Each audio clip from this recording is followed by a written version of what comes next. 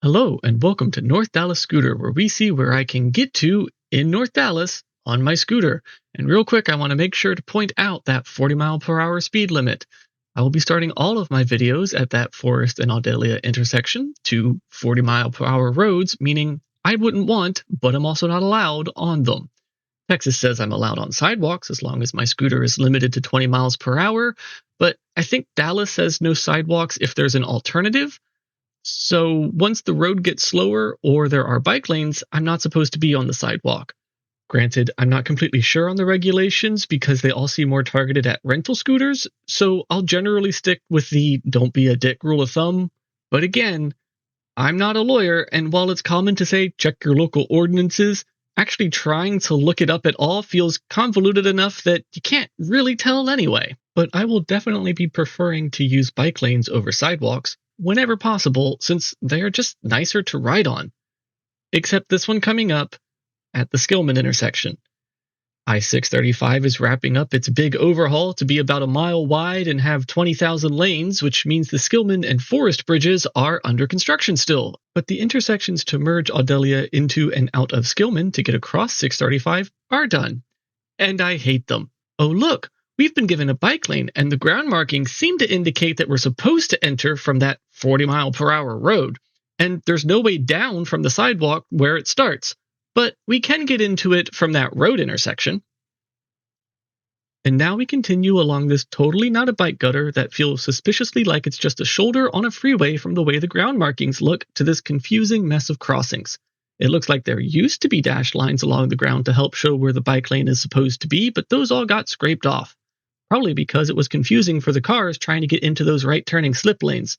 So instead, we get to cross an absurdly wide no man's land that included a turn-off to a parking lot and a turn-off to those slip lanes, where it looks like I'm the irresponsible one trying to bike on the shoulder of this busy road because the only thing that indicated this was actually for bikes was that sign a while back. No ground markings along the way. But we made it! So, while we wait for the light to turn green, let's think about if I wanted to do this the wrong way and stay on the sidewalk. They have those nicely decorated crosswalks, except there isn't one going the direction I want. I would have to do 3 crossings to get across Audelia, then Skillman, then Audelia again, or just stay on the opposite sidewalk with 2 crossings. But that's not all. I think the designers heard that pedestrian islands are a thing to help with getting across super wide intersections, so they put medians between the right slip lanes, the straight lanes, and the left turning lanes, making the intersection super duper wide. And crossing Audelia, they actually broke the cross signal to stop between the straight and left turning lanes heading towards 635, so you can't legally make it across in one light cycle, because you get the walk signal to go halfway and then press the button and have to wait for the next light cycle to get the signal to go the rest of the way. Maybe once the bridge is done, I can use the sidewalk slip lane and just turn right and avoid the whole mess and cross 635 across that RG bridge. But for now, we are continuing along these smaller local roads. We even have a bike lane as we continue along. For a bit, before it ends, and not even with a dashed line. Also, note that there was never any indication on this side of the intersection that was supposed to be a bike lane, and after the lane closes out, there's still that same white line on the right side of the lane. Maybe I'm actually supposed to be continuing to use that 6 inches as my bike lane? But let's take a deep breath and move on to where we are even going. I want to make it to my favorite local coffee roastery because, as a millennial, I chose coffee as the reason I can't afford a mortgage instead of avocado toast. It's about 4 miles away, and if I drove, would be there in about 10 minutes. Go down Audelia, do the merge onto and off of Skillman, and continue on Audelia until it tees off to East-Northwest Highway, and make a left, and then it's on your left. East-Northwest is such a great name, isn't it? Unfortunately, it primarily runs east to west, so if you were trying to indicate travel direction, it would be east-east-northwest or west-east-northwest. Instead, if it went north-south, we could have the phenomenal southeast-northwest highway. Diversions aside, we are now arriving at the LBJ Skillman Dart Station for the Blue Line train. We will be passing through 2 Blue Line stations and skirting quite close to a third along this trip. You could potentially shorten this trip taking the DART, but that would cost $6, and they only run every 20 minutes, so if you aren't making sure to arrive just on time, it could also easily make it a much longer trip.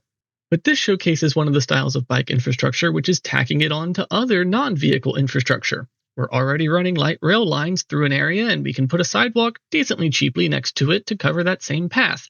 Now, it isn't always there, and we will leave it and come back to it later, but bouncing from station to station will certainly be a theme going forward. However, this is actually not where Google would tell you to go for a bike route. It instead actually wants you to do that Audelia onto Skillman and back off onto Audelia, which sounds like the AI wants me dead. Then it wants me to turn off for the bike-friendly Ferndale Road and take that all the way down. 21 minutes for 4 miles. But we've already seen what sidewalks and road riding can be like, and we'll see a little bit more in a bit, and I just don't want to do that. Maybe Ferndale is nice. I didn't bother trying out that route, but just on principle, if there are separated bikeways, I want to do those because they're just more fun. Instead, we are going to go across Skillman along back roads to the DART station and use the pedestrian bridge and sidewalk until it meets back up with Audelia and continue south for a tad longer on the sidewalk before it meets up with a bikeway that runs under some high voltage power lines. That continues until it meets up with a dedicated bike lane along the rails, then turns south to North Lake Highlands station, where we divert to some bikeways along the Jackson branch of the creek that eventually meet up with White Rock Creek all the way down to East Northwest Highway next to White Rock Station. Then we continue along bike lanes all the way until we make it to White Rock Coffee. Almost. You'll see how it falls short at the very end. This is the 7.5 mile trip that Google says will take 41 minutes. But we make it in 30. We are currently dealing with the very bumpy strode that is Audelia. I am glad that the sidewalk exists, but it definitely doesn't make me want to ride my scooter. My camera is attached to my chest across my backpack strap with a popsicle stick poking down to give it some more vertical stability, but you can still see some of the jarring bumps. My chest does seem to be the smoothest location for the camera to be, though. You will also notice 2 jumps in the video later on. The camera has a max file size just shy of 4 gigabytes, and when it runs out, it restarts the recording on a new file, but loses about a second of video. Oops.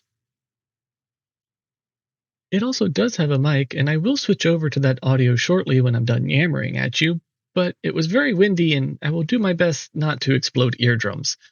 Maybe I should just voice over the whole trip, or put in Creative Commons gentle wind noises, or music, or keep it silent, or just keep it with the rough audio. We'll see.